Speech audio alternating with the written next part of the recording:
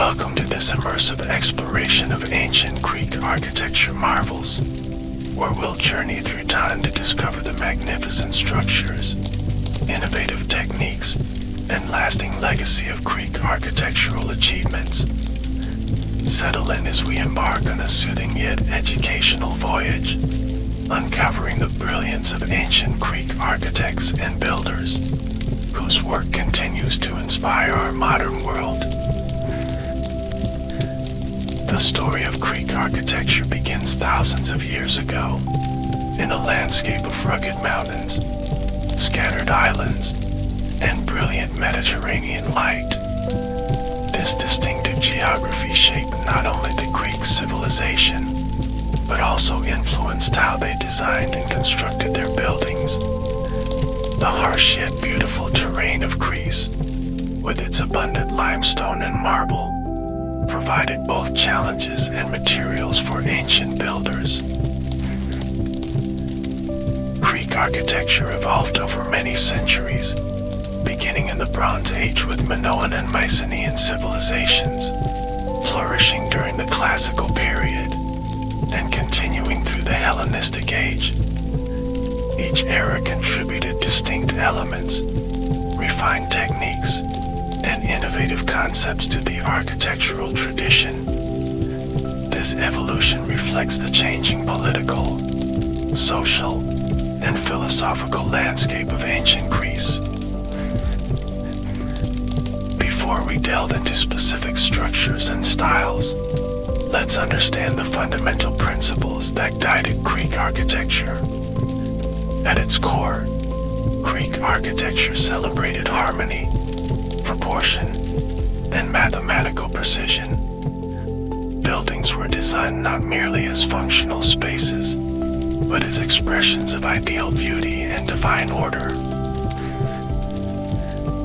The Greeks believed in the concept of symmetria, with a harmonious relationship between all parts of a structure. They developed sophisticated systems of proportion, ensuring that each element related perfectly to the whole.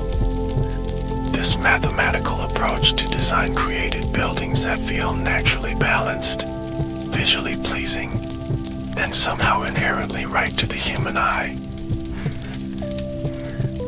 Another fundamental principle was the relationship between architecture and its surroundings. Greek buildings were thoughtfully positioned within the landscape, often taking advantage of dramatic settings, strategic vantage points, or sacred locations. The architects considered how structures would appear from various approaches, how light would interact with the building, and how the edifice would harmonize with its environment. Now let's explore the three classical orders of Greek architecture, which represent one of the most significant contributions to architectural history. These orders, Doric, Ionic, and Corinthian, provided systematic approaches to design, with specific proportions, decorative elements, and structural features. The oldest and simplest order is the Doric, characterized by sturdy columns with plain, unadorned capitals. Doric columns have no base, rising directly from the stylobate or platform. They taper slightly as they rise, creating an impression of strength supporting the weight above. The Doric frieze features alternating metal-piece and triglyphs, creating a distinctive rhythmic pattern below the roofline. The Doric order conveys a sense of solidity, austerity, and masculine power. It was particularly favored in mainland Greece, especially in the Peloponnese and regions influenced by Sparta. The Parthenon, perhaps the most famous Greek temple, employs the Doric order with subtle refinements that elevate it to perfection. The Ionic order developed slightly later, primarily in Greek settlements in Ionia, along the coast of modern-day Turkey. Ionic columns are taller and more slender than Doric ones, with elegant spiral scrolls, called volutes, adorning their capitals. Unlike the Doric, Ionic columns rest upon a base, further emphasizing their graceful, vertical character. The Ionic order conveys elegance, sophistication, and a sense of lightness. Its proportions are more refined, and its decorative elements more elaborate than the Doric. The Erechtheion on the Athenian Acropolis exemplifies the Ionic order's delicate beauty, with its carefully carved details and harmonious proportions. The third and most ornate classical order is the Corinthian, which developed during the late classical period. Corinthian capitals feature elaborate acanthus leaves, curling tendrils, and sometimes floral elements. The columns themselves share proportions similar to the Ionic order, but their decorated capitals make them instantly recognizable. According to the Roman architect Vitruvius, the Corinthian capital was invented by the sculptor Callimachus, who was inspired by acanthus leaves growing around a votive basket. Whether this origin story is true or not, the Corinthian order represents the most decorative of the Greek orders, conveying luxury, sophistication, and artistic refinement. The Corinthian order became increasingly popular during the Hellenistic period, when Greek architecture spread throughout the Mediterranean and Middle East. Later, it would be enthusiastically adopted by the Romans, who appreciated its ornate, impressive character. The Temple of Olympian Zeus in Athens features colossal Corinthian columns, demonstrating the dramatic potential of this architectural order.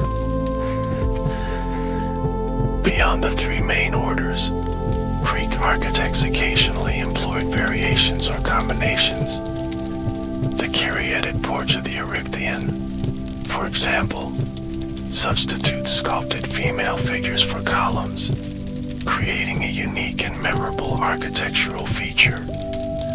Such innovations show that while Greek architecture followed established principles, it also allowed for creative expression and adaptation. Now that we understand the basic vocabulary of Greek architecture, let's explore the primary types of buildings the ancient Greeks constructed. We'll begin with temples, the most iconic and well-preserved examples of Greek architecture, then move to theaters, stoves, and other civic structures. Greek temples represent the pinnacle of classical architectural achievement. These sacred buildings were not designed as gathering places for worshippers, but rather as houses for the deities called statue. Religious ceremonies typically took place outside, around altars placed in front of the temple, while the temple itself housed the god or goddess in magnificent splendor. The basic form of a Greek temple evolved from earlier wooden structures, preserving elements of timber construction even after stone became the primary building material. This phenomenon, where architectural materials persist despite change, is called skeuomorphism, and it helps explain many distinctive elements of Greek temples. A typical Greek temple stands on a raised platform called a krakodoma, usually consisting of 3 steps. The top step, where the columns rest, is called the stylobate. This elevation separates the sacred structure from the ordinary ground, emphasizing its spiritual significance and improving its visibility. Columns surround the temple in various arrangements, classified by specific architectural terms. A temple with columns only at the front is called prostyle, while one with columns at both front and back is amphiprostyle. The most common arrangement, peripteral, features columns surrounding the entire structure. The number of columns also followed certain patterns.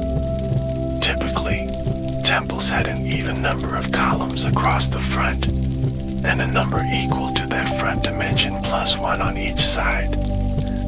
For example, a temple might have 6 columns across the front and 13 along each side. Above the columns rests the entablature, consisting of 3 horizontal bands. The architrave is the lowest band, sitting directly on the column capitals. Above that lies the frieze, which may be decorated with sculptural reliefs. Finally, a cornice projects outward, providing protection from rainwater and a strong visual termination to the entablature. The triangular space formed at the ends of the building by the sloping roof is called the pediment. This area often contained elaborate sculptural compositions depicting mythological scenes, divine figures, or historical events. These sculptures, along with those on the frieze and meadowpiece, were typically painted in vibrant colors, contrary to our modern image of pristine white marble structures. The interior of a Greek temple was relatively simple compared to its elaborate exterior. The main room, or naos, housed the cult statue of the deity. Some larger temples had an additional room behind the naos called an episodomos, which often served as a treasury for valuable offerings. The proportions of Greek temples were not arbitrary, but followed sophisticated mathematical relationships. These mathematical ratios created harmonious buildings that seemed perfectly balanced to the human eye. Yet Greek architects also understood that strict mathematical precision could sometimes create optical illusions. To counteract these visual distortions, they employed subtle adjustments called optical refinements. For example, columns were not perfectly straight but incorporated a slight swelling, or endosis, in their middle sections. Horizontal lines were subtly curved upward at their centers, and columns at the corners of buildings were positioned slightly closer together than the others. These refinements, which required extraordinary precision in construction, compensate for the way human vision perceives large structures. Without such adjustments, straight lines might appear to sag, and perfectly vertical columns might seem to lean outward.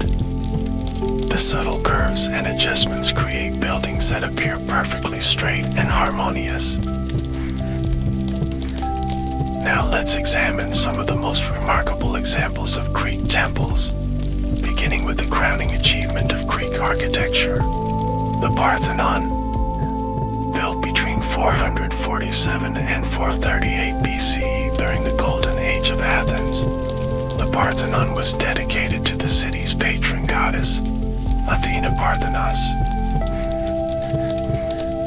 Designed by architects Ignis and Callicrates under the supervision of the sculptor Phidias, the Parthenon represents the perfect expression of the Doric order. It stands on the Acropolis, a natural citadel rising above Athens, visible from throughout the ancient city.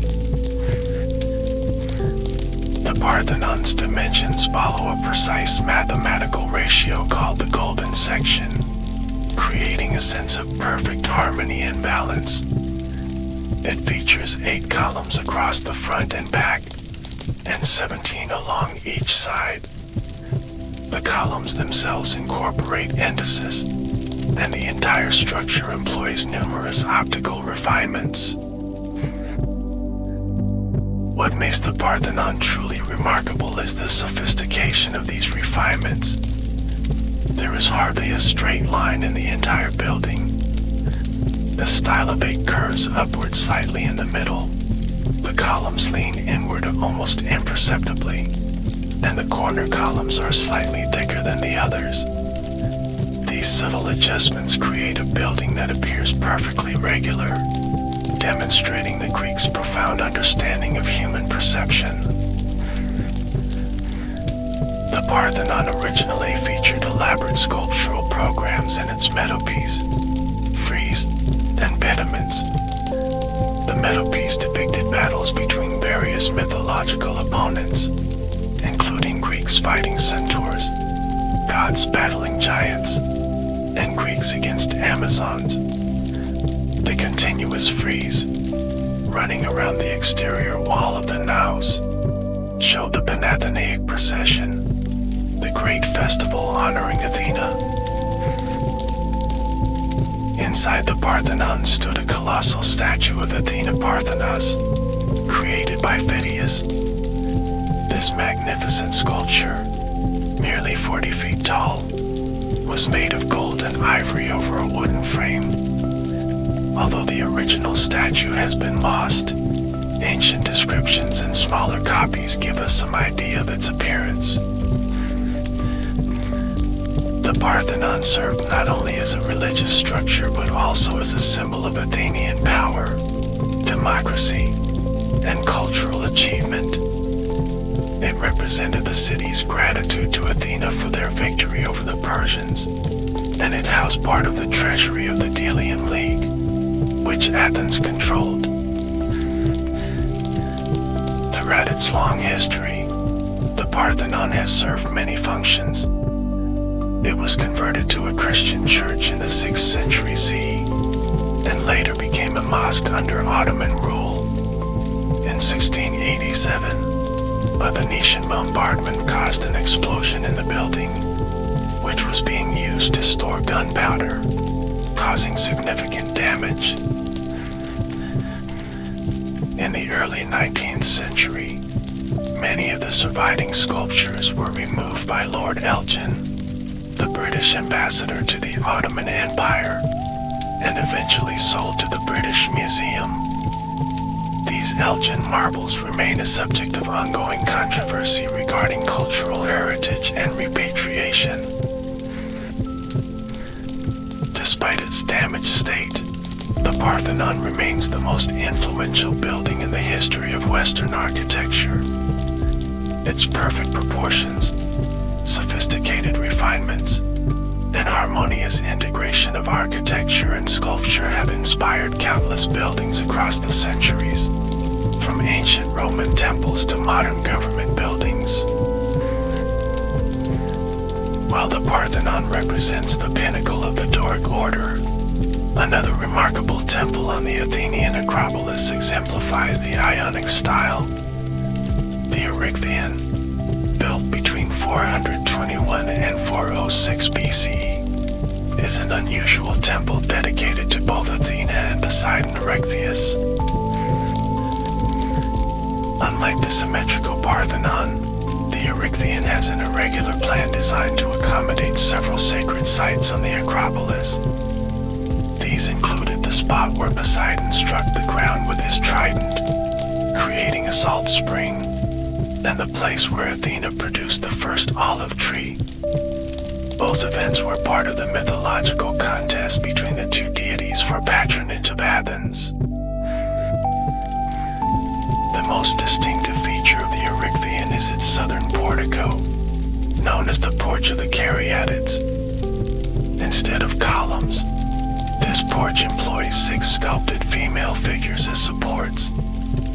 These caryatids wear flowing robes and have their hair arranged in elaborate braids, yet they convey a sense of effortless strength as they support the entablature above.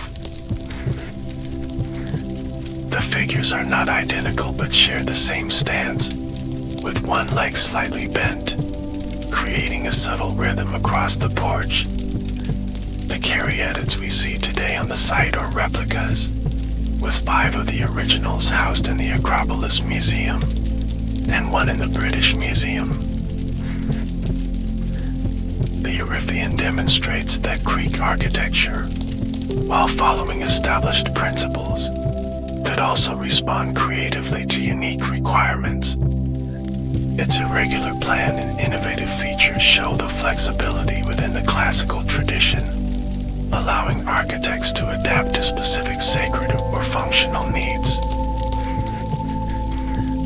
Moving away from Athens, let's consider another magnificent example of Greek temple architecture, the Temple of Apollo at Base.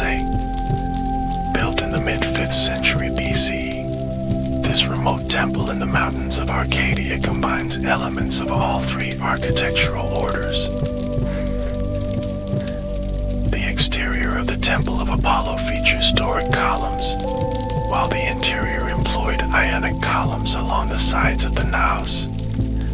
Most remarkably, it contains the earliest known Corinthian column, placed in a prominent position at the end of the naos. The temple is also unusual in its north-south orientation, contrary to the typical east-west alignment of Greek temples. This orientation allowed for a side door that let morning light illuminate the cult statue, demonstrating how Greek architects could modify traditional forms to address specific site conditions. The Temple of Apollo at Base also featured an exceptional sculptural frieze depicting battles between Greeks and Amazons, and between Lapiths and Centaurs. These marble panels, now in the British Museum, show the high quality of sculptural decoration even in relatively remote temples.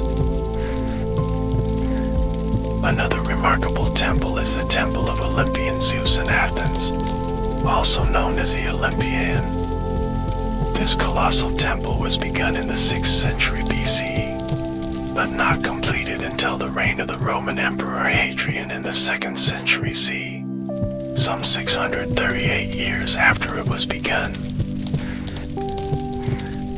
The Olympian was one of the largest temples in the ancient world, with a footprint of approximately 108 by 41 meters. It featured enormous Corinthian columns, over 17 meters tall, arranged in a dipterloctesile plan, meaning it had 8 columns across the front and 2 rows of columns surrounding the cella. Of the original 104 columns, only 15 remain standing today, yet they still convey the overwhelming scale and grandeur of this structure. When complete, the temple would have housed a massive chryselephantine, gold and ivory, statue of Zeus, rivaling the famous statue at Olympia. The Temple of Olympian Zeus represents the monumental aspirations of Greek architecture, particularly during the Hellenistic period when scale and grandeur became increasingly important.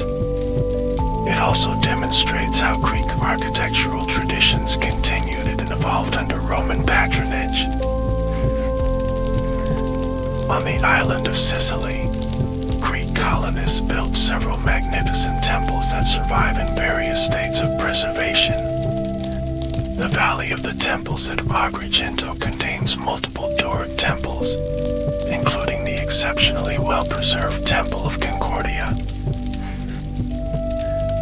Built around 440 to 430 BCE, the Temple of Concordia remains one of the most complete Greek temples in existence.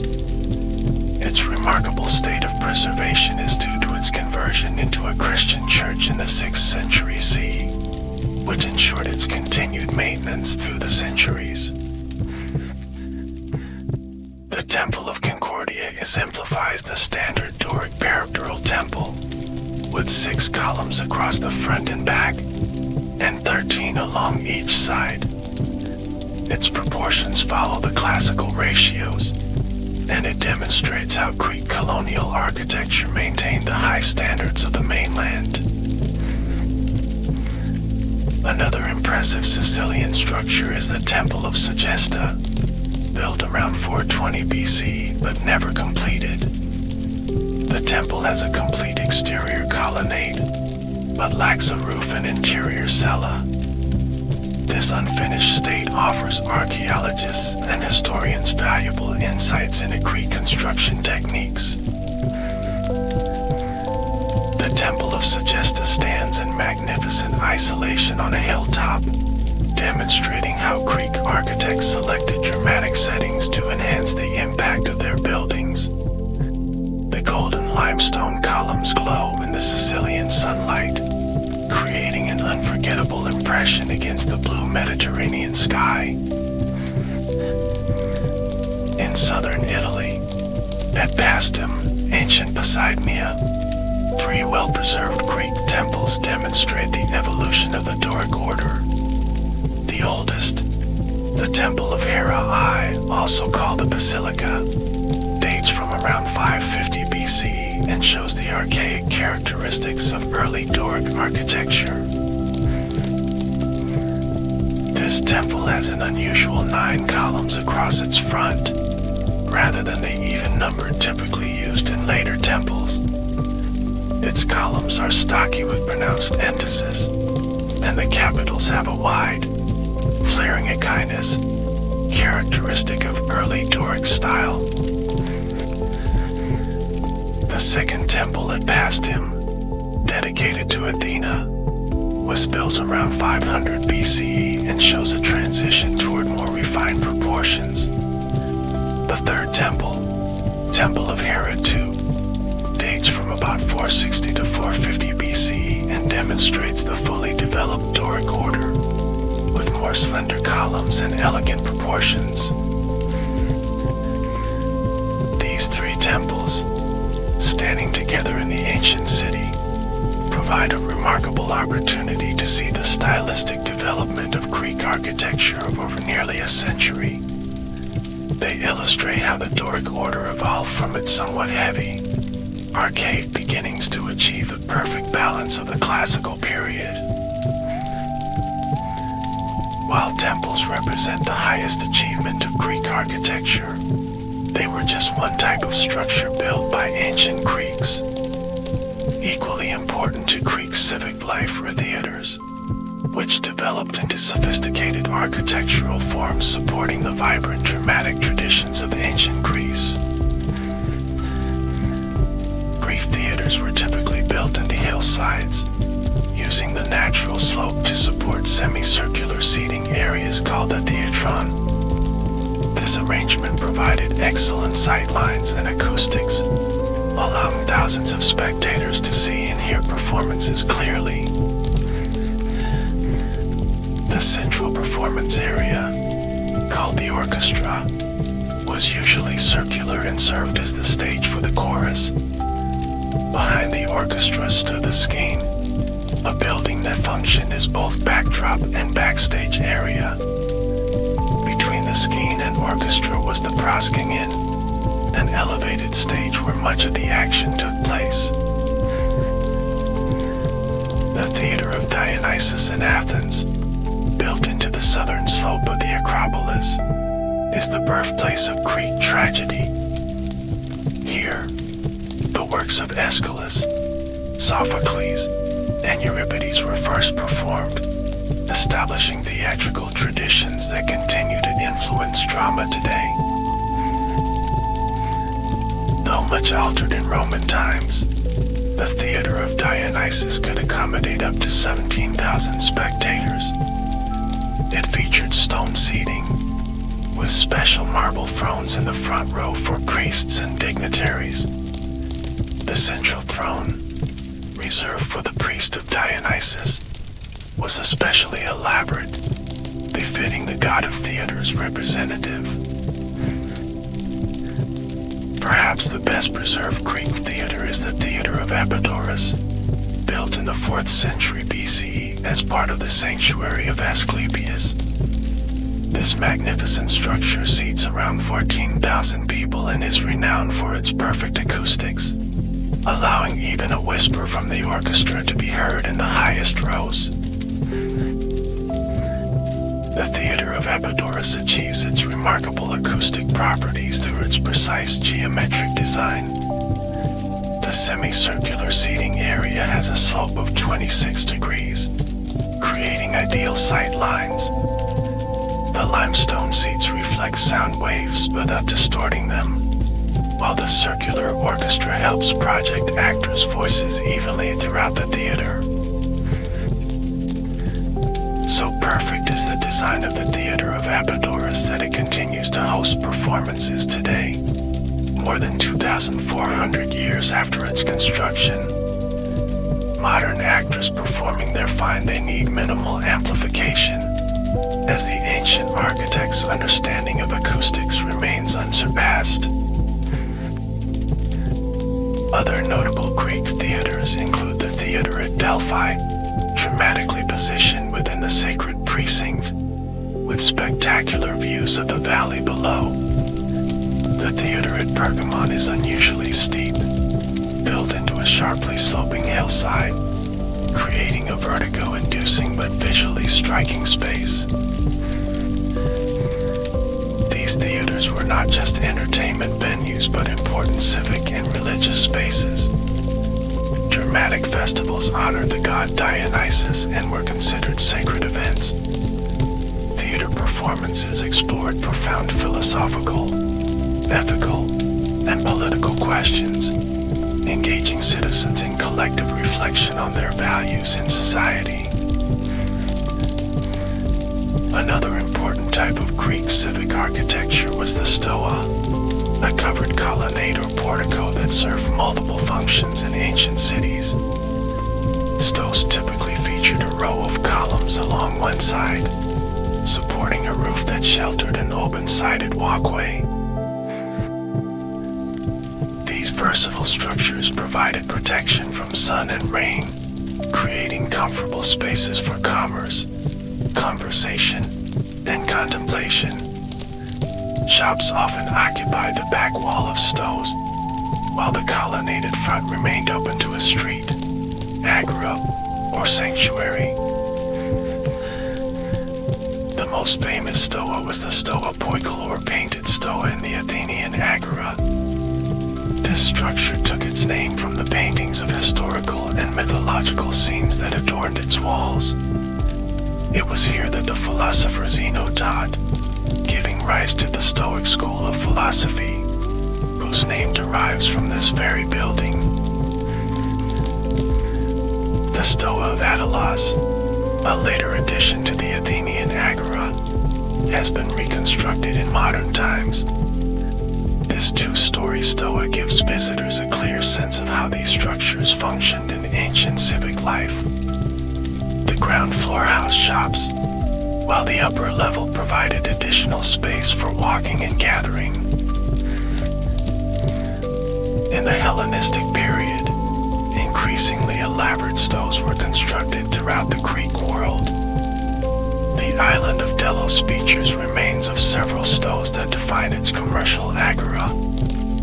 In Pergamon, a massive stoa extended over 200 meters, creating an impressive public space in the upper city.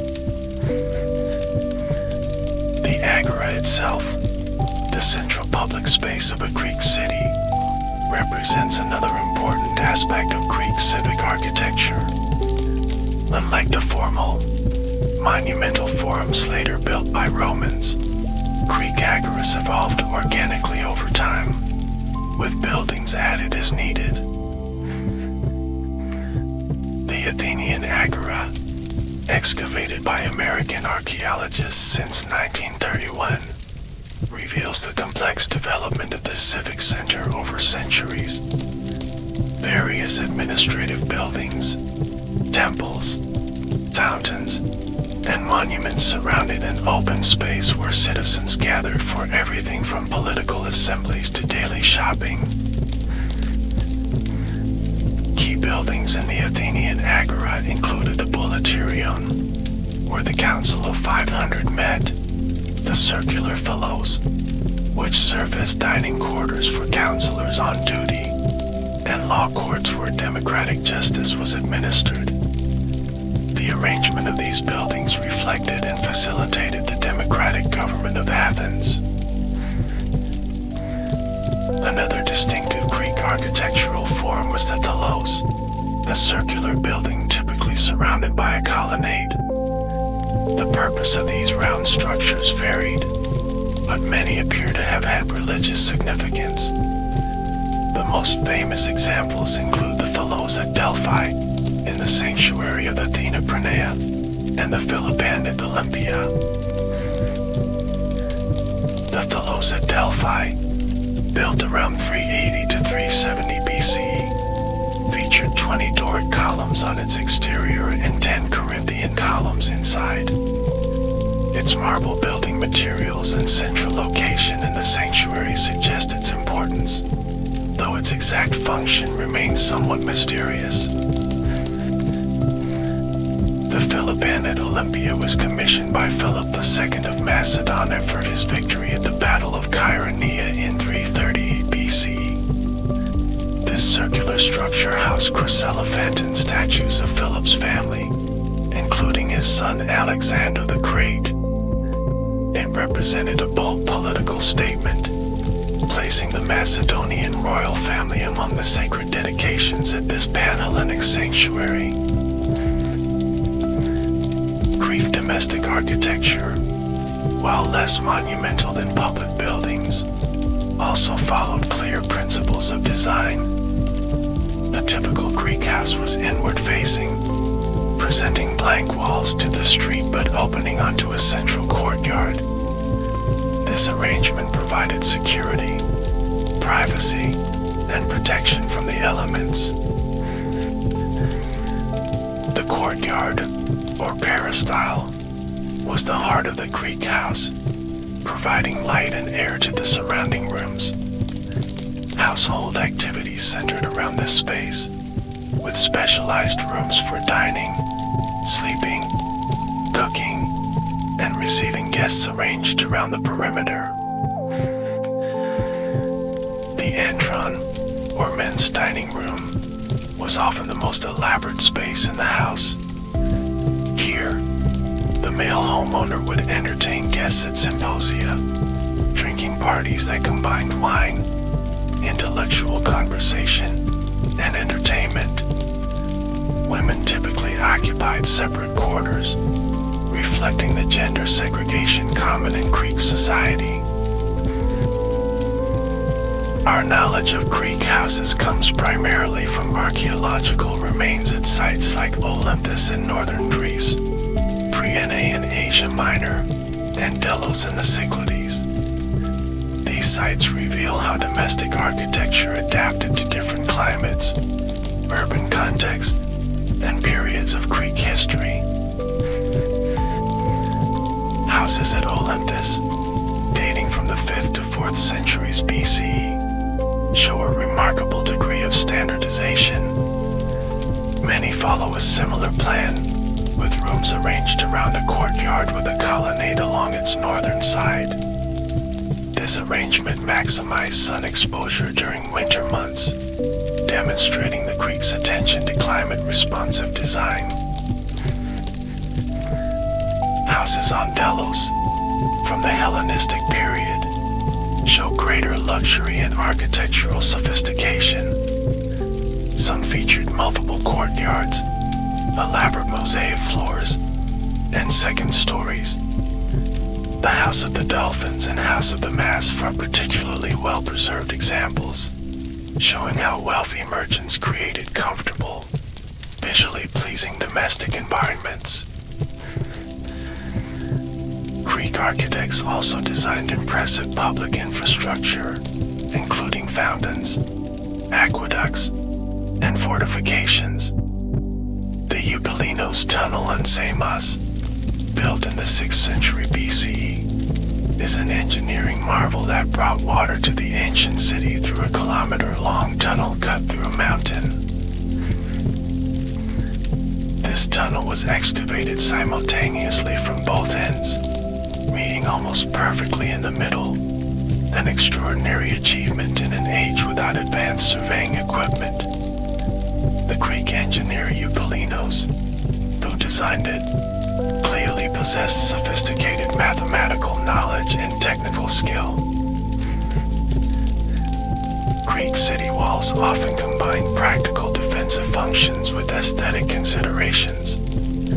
The fortifications of Messene, built in the 4th century BC, feature impressive gates, towers, and carefully fitted stonework.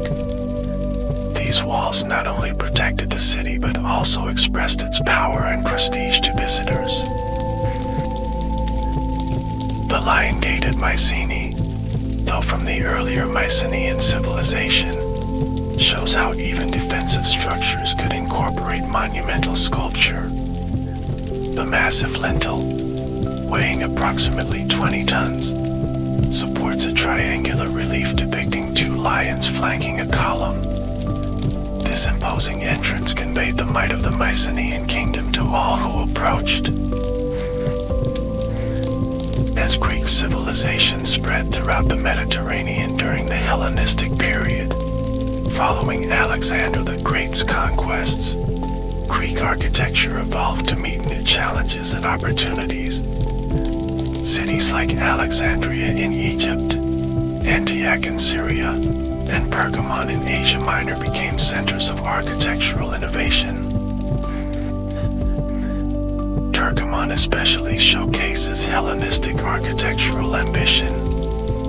Built on a steep acropolis, the city required extensive terracing to create level building sites. The Great Altar of Pergamon, now reconstructed in Berlin's Pergamon Museum, exemplifies the monumental, theatrical quality of Hellenistic architecture. The altar featured a massive U-shaped sculptural frieze depicting the battle between gods and giants, a mythological theme that symbolized the triumph of civilization over barbarism. The dramatic, deeply carved reliefs represent a departure from the more restrained classical style, showcasing the emotional intensity characteristic of Hellenistic art. Another Hellenistic architectural marvel was the Lighthouse of Alexandria, one of the 7 wonders of the ancient world. Built around 280 BCE on the island of Pharos, this structure stood approximately 100 meters tall, making it one of the tallest buildings of the ancient world. The lighthouse consisted of 3 sections, a square base, an octagonal middle, and a circular upper section topped by a statue. At its summit, a fire reflected by mirrors projected light that could reportedly be seen from 35 miles away.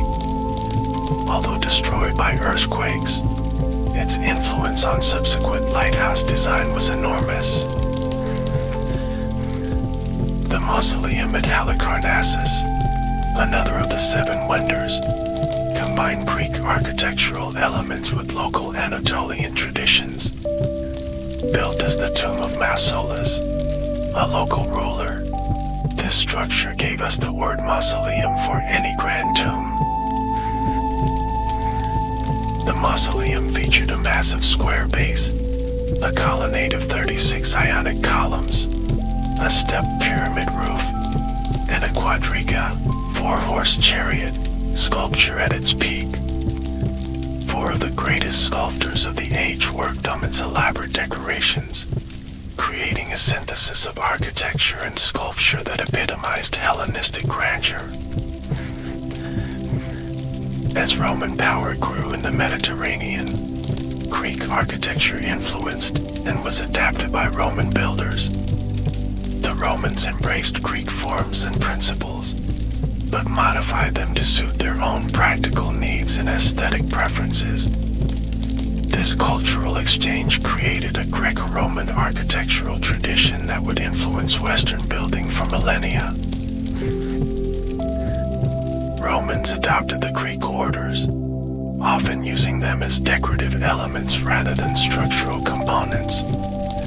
They frequently combined multiple orders in a single building, placing Doric on the ground floor, Ionic on the second, and Corinthian above. They also developed their own composite order, combining elements of Ionic and Corinthian capitals. Unlike the Greeks, who primarily built in marble or limestone, Romans made extensive use of concrete. This versatile material allowed them to create curved structures like domes and arches, expanding architectural possibilities beyond the post and lintel system favored by Greek builders. The Pantheon in Rome exemplifies this synthesis of Greek and Roman architectural ideas. Its portico features Corinthian columns and a triangular pediment, reminiscent of a Greek temple front. Behind this traditional facade, however, lies an innovative circular space covered by a concrete dome, a distinctly Roman contribution to architectural history. After the fall of the Roman Empire, Greek architectural principles continued to influence Byzantine, Islamic, and medieval European building traditions. During the Renaissance, renewed interest in classical antiquity led architects to study Greek and Roman ruins, resulting in a revival of classical forms. Renaissance architects like Filippo Brunelleschi and Leon Battista Alberti studied ancient buildings, attempting to rediscover the mathematical principles of classical design. Their work established a classical tradition that would dominate Western architecture for centuries, with Greek elements becoming particularly prominent during the neoclassical period of the 18th and 19th centuries. The Greek Revival style brought Doric, Ionic, and Corinthian columns to government buildings, banks, churches, and private homes across Europe and America. The British Museum in London, with its imposing Greek temple front, and the United States Capitol in Washington, with its massive dome and colonnaded porticos, exemplify this enduring influence. Even in the modern era, architects continue to draw inspiration from Greek principles of proportion, harmony, and mathematical order. Le Corbusier, one of the pioneers of modernist architecture, developed a proportional system called the modular, based partly on classical Greek concepts. Now that we've explored the broad development and influence of Greek architecture, let's delve deeper into some of the technical aspects that made these buildings so remarkable. The sophisticated construction techniques, material choices, and engineering solutions developed by Greek builders reveal their practical genius. Greek temples were typically constructed of locally available stone, with marble preferred when available. The honey-colored limestone of Sicily, the brilliant white Pentelic marble of Athens, and the slightly gray tinged Parian marble each gave regional buildings their distinctive character. Stones were cut into blocks with incredible precision, often fitting together so perfectly that no mortar was required. At the Temple of Apollo at Basse, some joints are so precise that a modern piece of paper cannot be inserted between blocks. This level of craftsmanship required highly skilled stoneworkers and sophisticated tools. For columns, the Greeks developed a system of drums or cylindrical sections stacked on top of each other. A central dowel, often made of wood or bronze, aligned these drums. The surfaces were worked to fit precisely, with center points established using a compass-like tool. To ensure perfect contact between column drums, masons employed a technique called anathyrosis. Only the edges of the joining surfaces were smoothed to precision, while the centers were slightly hollowed. This approach ensured that pressure was distributed evenly around the perimeter, preventing cracking.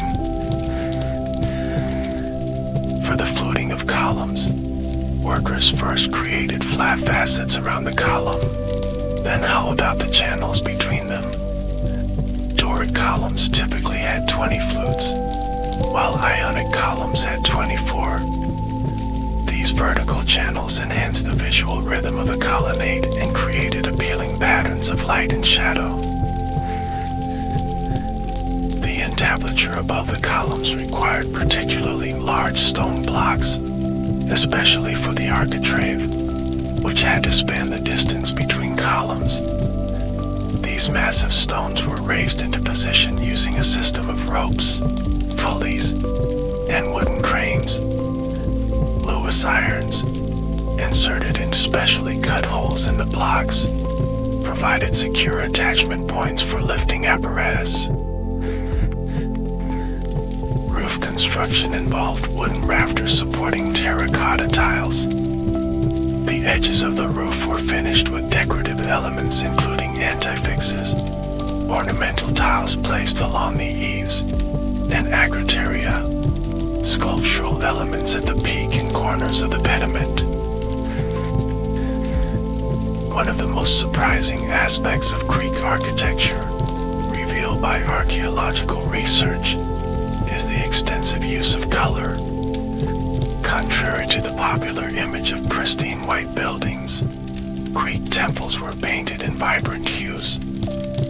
Traces of pigment found on ancient structures indicate that columns, friezes, and sculptural elements were brightly colored. The architectural term for this practice is polychromy, meaning many colors. Red, blue, and gold were particularly common in architectural decoration. Blue backgrounds made sculptural friezes stand out, while red was often used for architectural details. Even the seemingly white marble surfaces may have been treated with a thin-tinted wash called kenosis. This mixture of wax and pigment protected the stone while giving it a subtle coloration and lustrous finish. The overall effect would have been much more colorful and ornate than the austere white ruins we see today. The Greeks also developed sophisticated systems for water management in their buildings.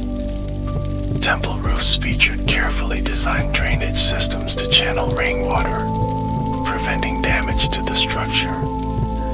Decorative water spouts, often in the form of lion heads, directed water away from the building's foundations. In theaters, drainage channels were incorporated into the orchestra circle and under the seating areas. This practical concern for water management reflects the Greeks' holistic approach to architecture, which addressed aesthetic, structural, and functional requirements. Acoustics were another area where Greek architects displayed remarkable skill. The design of theaters, Odeons, musical performance venues, and even temples took into account how sound would behave in these spaces. Some researchers believe that bronze vessels mentioned by Vitruvius were placed in theaters to enhance acoustic properties, acting as ancient sound resonators. The organization of Greek architectural projects reveals much about their society.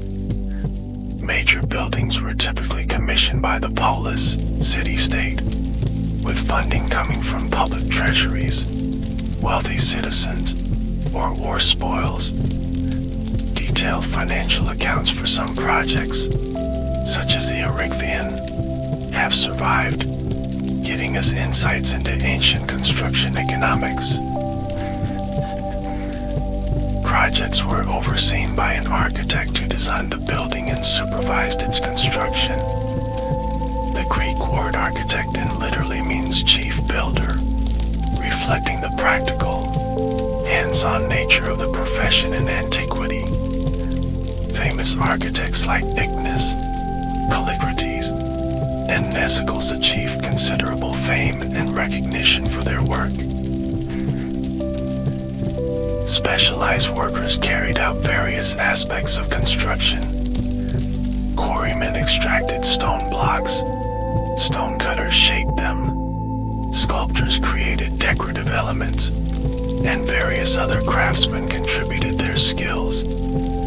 Both free citizens and slaves participated in the building process, though skilled work was typically performed by free craftsmen. Construction sometimes continued for decades, particularly for major temples. The Parthenon, built relatively quickly by ancient standards, still took about 9 years to complete. The Temple of Olympian Zeus in Athens, as mentioned earlier, took over 6 centuries, with work stopping and starting as political and economic circumstances changed. One fascinating aspect of Greek architecture is how buildings were designed to interact with the landscape and celestial events. Many temples were oriented to face east, allowing the morning sun to illuminate the cult statue through the open doors. Some researchers have identified alignments with significant astronomical events, such as solstices or the rising of particular stars. The siting of buildings often took advantage of natural features to enhance their visual impact. The Temple of Poseidon at Sunio stands dramatically at the edge of a cliff overlooking the Aegean Sea, perfectly suited to a shrine for the god of the sea. The Temple of Apollo at Delphi is built against the mountainside, with the sacred spring of Castalia nearby, integrating natural and built elements. The Greeks also demonstrated sensitivity to how buildings would be approached and viewed.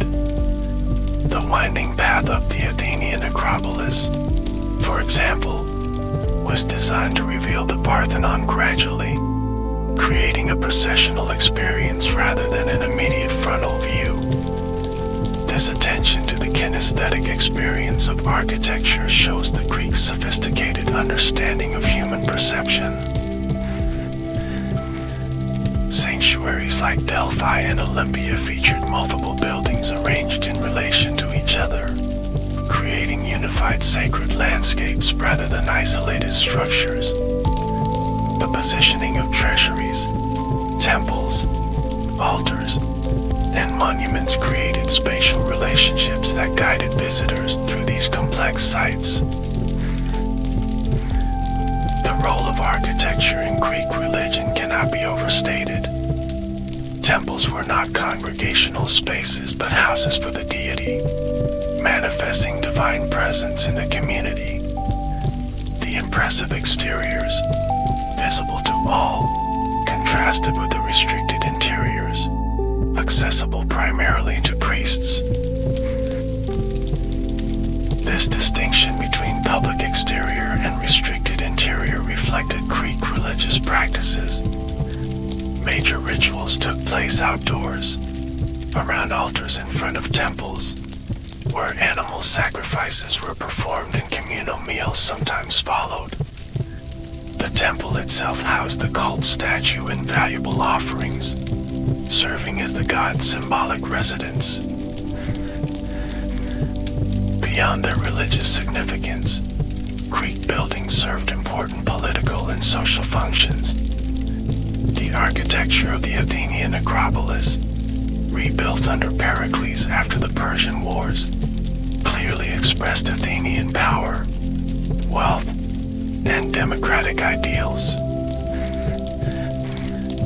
The massive building program, funded partly by tribute from Athens' allies in the Delian League, provided employment for numerous citizens.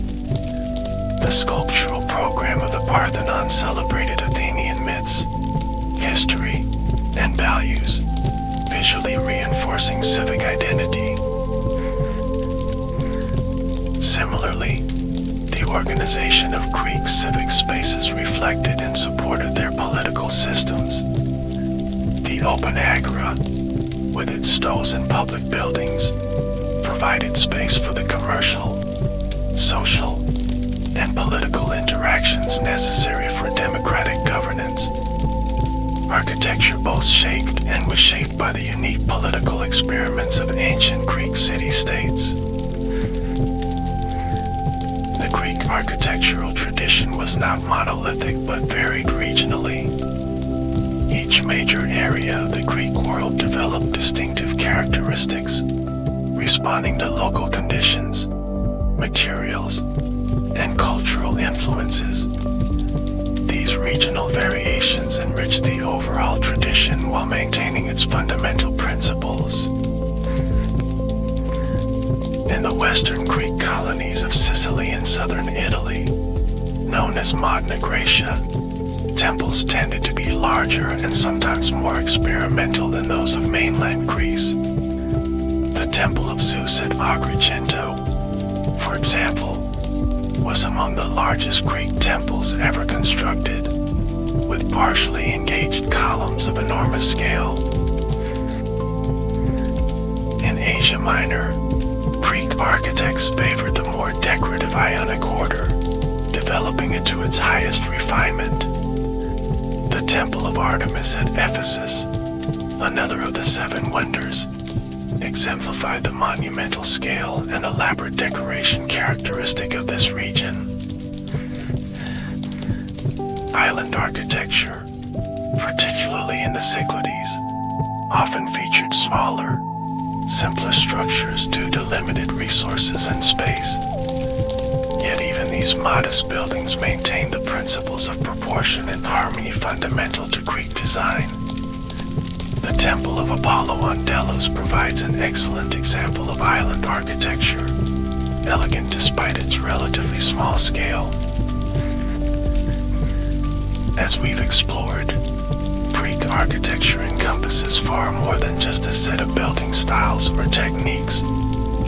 It represents a comprehensive approach to creating built environments that fulfill practical needs while expressing cultural values and aspirations. Its influence extends from ancient Rome to contemporary design, making it one of humanity's most enduring cultural achievements. Let's now consider the legacy of Greek architecture and its continued relevance in our modern world. Why do buildings created thousands of years ago continue to fascinate us? And what can contemporary designers and society learn from these ancient structures? Perhaps the most fundamental contribution of Greek architecture is its emphasis on harmony, proportion, and mathematical order. The Greeks believed that beauty arose from balanced relationships between parts, not from arbitrary decoration or personal expression. This principle continues to inform design thinking across disciplines. The Greek understanding of how buildings relate to human scale has been particularly influential. Their architecture neither overwhelmed the individual like some ancient Egyptian structures, nor ignored human proportions in favor of abstract concepts. Instead, Greek buildings maintained a harmonious relationship with the human form, creating spaces that feel naturally comfortable and appropriate. The Greek integration of architecture with landscape offers valuable lessons for sustainable design today. Greek builders worked with rather than against their sites, orienting buildings to take advantage of natural light and views, while responding sensitively to topography. This approach stands in contrast to much modern development, which often imposes standardized forms regardless of local conditions. Greek attention to sensory experience, how buildings look, feel, sound, and even smell, reminds us that architecture engages all human senses. The acoustic perfection of Greek theaters, the tactile quality of finely worked stone, and the visual rhythms of colonnades all contributed to holistic architectural experiences. The social dimension of Greek architecture also remains relevant. Greek builders builders created public spaces that fostered community interaction, political engagement, and collective cultural experiences. In our increasingly privatized and digital world, the Greek agora offers a compelling model for inclusive civic space. Greek architectural principles have been periodically rediscovered and reinterpreted throughout Western history. Renaissance humanists found in Greek ruins a rational alternative to Gothic complexity. Enlightenment thinkers saw in Greek temples the embodiment of reason and democratic values. Even modernist architects, while rejecting classical ornament, often embraced Greek concepts of proportion and clarity. Today, as architecture faces challenges from climate change, urbanization, and technological transformation, Greek principles of harmony with nature, human-scale design, and civic engagement offer valuable perspectives, not as models to be copied, but as enduring principles to be reinterpreted for our time. The ongoing archaeological study of Greek architecture continues to yield new insights. Advanced technologies like 3D scanning, computer modeling, and materials analysis allow researchers to understand these ancient structures with unprecedented precision. Each new discovery enhances our appreciation of the sophistication and ingenuity of Greek builders.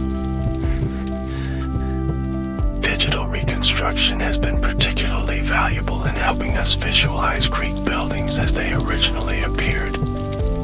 Virtual models can restore missing elements, reapply colors, and place structures in their original context. These reconstructions often challenge long-held assumptions about ancient architecture based on the ruins we see today. Conservation efforts at major Greek sites face significant challenges from pollution, tourism, climate change, and aging. Projects like the Acropolis Restoration Program in Athens use sophisticated techniques to preserve these architectural treasures, balancing archaeological integrity with structural stability. The Acropolis Restoration, ongoing since 1975, exemplifies the complexities of preserving ancient architecture. Conservators have replaced rusting iron clamps added in earlier restorations with titanium, reassembled fragmented elements using minimal intervention, and carefully cleaned pollution from marble surfaces. Each decision requires balancing competing values of authenticity, education, and preservation. The question of repatriation of architectural elements, like the Parthenon sculptures in the British Museum, raises complex ethical and cultural issues. Should dispersed fragments of buildings be reunited, or do they now have legitimate histories in their current locations? These debates reflect the continuing significance of Greek architecture's cultural heritage that transcends national boundaries. As we near the conclusion of our exploration of Greek architectural marvels, let's reflect on a few of the most extraordinary achievements of this tradition. Each represents the combination of Greek architectural thinking in different areas and periods. The Parthenon remains the definitive expression of classical Doric perfection. Its subtle refinements, perfect proportions, and integration of sculpture and architecture create a building that appears simple yet reveals endless complexity upon closer examination. Every element serves both practical and aesthetic purposes, achieving a unity rarely equaled in architectural history. The Theater of Epidaurus demonstrates the Greeks' mastery of acoustic design and landscape integration. Its perfect semicircle, precise geometry and harmonious setting create an unparalleled performance space that functions as effectively today as it did 2,400 years ago. It stands as testament to Greek understanding of both scientific principles and artistic experience. The Temple of Apollo at Amazes shows the creativity within the Greek architectural tradition. Its unusual north-south orientation, innovative use of all three orders, and the earliest known Corinthian capital demonstrate that Greek architecture was not rigidly formulaic but allowed for adaptation and invention. Its remote mountain setting also highlights the Greek sensitivity to landscape. The Erechtheion, with its irregular plan and famous caryatid porch, reveals the flexibility of Greek architecture when confronted with complex religious requirements. Rather than imposing a symmetrical template, the architects created a building that responds elegantly to its site and sacred functions. Its refined ionic details display Greek craftsmanship at its most sophisticated. The sanctuary of Delphi, with its integrated complex of buildings ascending the mountainside, exemplifies the Greek approach to sacred landscapes. The treasury of the Athenians, Temple of Apollo, theater, and stadium create a unified experience for pilgrims, with architecture framing and enhancing the dramatic natural setting. The Athenian Agora, with its stoves, temples, and civic buildings, represents the architectural framework for the world's first democracy. The spatial relationships between buildings created settings for the commercial, political, and social interactions that defined Athenian citizenship. Its openness and accessibility embodied democratic values in three-dimensional form. As we've seen throughout this exploration, Greek architecture represents far more than just a historical style. It embodies a comprehensive approach to creating meaningful human environments, one that balances practical needs with aesthetic harmony, technical precision with sensory experience, and individual buildings with their broader context. The Greeks believed that architecture, at its best, could manifest cosmic order in human-made form. Their buildings express fundamental relationships between part and whole, structure and decoration, human and divine. These philosophical dimensions give Greek architecture a depth that transcends its historical moment, speaking to universal human concerns about our place in the world. When we stand before the Parthenon today, or sit in the theater of Epidaurus, we connect with his ancient wisdom. We experience directly the harmonious proportions, the thoughtful relationship to landscape, and the perfect balance between technical brilliance and artistic expression that characterize Greek architectural achievements. These buildings, even in their ruined state, continue to move and inspire us. They demonstrate that architecture at its best is not merely building, but a profound cultural expression that can transcend time, speaking across millennia of shared human experience. In their carved marble and carefully positioned stones, the ancient Greeks left us not just monuments, but messages about beauty, harmony, and our relationship with the cosmos. As we complete our journey through the architectural marvels of ancient Greece, I hope you've gained a deeper appreciation for these remarkable achievements. From the mathematical precision of their proportions to the sensual experience of light unfluted columns, Greek architecture continues to offer lessons in how we might create more beautiful, meaningful, and harmonious built environments today. The Creek's architectural legacy reminds us that great buildings do more than shelter us. They elevate the human spirit and connect us to something larger than ourselves.